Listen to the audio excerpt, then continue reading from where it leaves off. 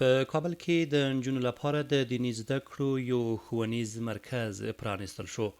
د دې ښوونیز مرکز د پرانیستې په مراسمو کې ګڼ شمېر دیني عالمانو او استادانو هم ګډون کړی و. په دې غونډه کې د عربي ژبې د یو ښوونیز مرکز استاد د پیل په وینا کې وویل په داسې حال کې چې د نجونو ښوونځي تړل شوي دا ډېر ښه اقدام دی چې د نجونو لپاره یو دیني ښوونی مرکز پرانیستل کیږي. نوموړي وویل دوی په وار د اسلامي امارت له چارواکو څخه د نجونو د ښوونځیو د خلاصېدو غوښتنه کړې ده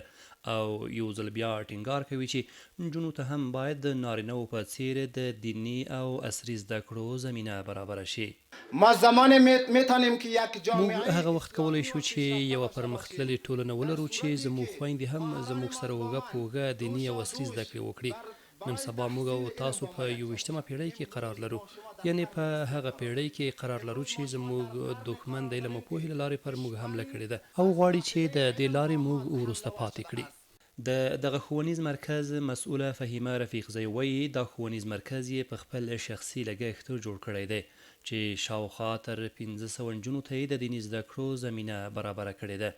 نوموړي وایي که چیرته ورسره مرستندویه بنسټونه همکاري وکړي نو په راتلونکي کې به د دیني زده کړو ترڅنګ د نجونو لپاره د عصري زده کړو زمینه هم برابره کړي.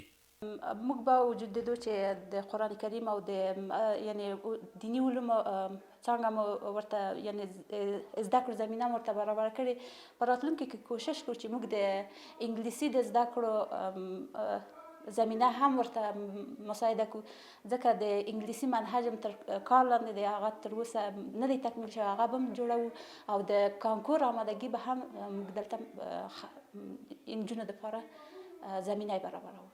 د دیني زده کړو د دغه ښوونیز مرکز یوه زده کوونکې وایي دا چې اسلام په نر او ښځه تعلیم فرض کړی دی نو بیا ولې له دوی څخه د حق اخیستل کیږي او دا تیر یو کال د نجونو ښوونځي تړلي پاتې دي چې لامل یې هم نه دی معلوم. هر څومره چې موږ ووایو چې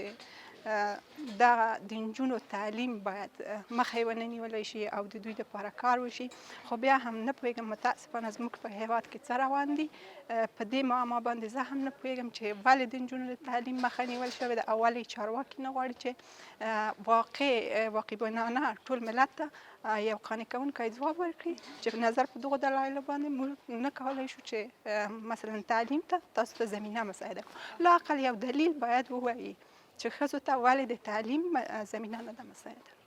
واک ته د اسلامي امارت د بیا رسېدو یو کال پوره شو خو د نجونو پر زده کړو محدودیتونه لا هم پر خپل ځای دي. که څه هم اسلامي امارت په وار ژمنه کړې چې د شرایطو په برابرولو سره به د نجونو ټول ښوونځي پرانیزي، خو ملت ته تر دې مهاله دا نه ده په ډاګه شوې چې اسلامي امارت د نجونو د زده کړو لپاره څه ډول شرایط غواړي او نه هم دا معلومه ده چې د یادو شرایطو تر برابرېدو باید ښځینه زده کوونکي د خپل ژوند څومره ارزښتناکې شیبې په انتظار تېرې کړي.